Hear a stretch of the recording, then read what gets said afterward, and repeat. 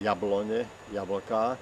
Máme ich veľa druhov, od skorších, jesenné, cez zimné, až úplne vytrvalé jablká, ktoré vydržia až do júna.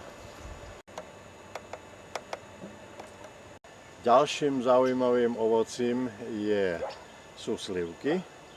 A tiež ich mám viacero druhov, od veľmi skorých, ktoré dozrievajú tak 15. júla, až po neskoršie, ktoré sú zrelé v septembri.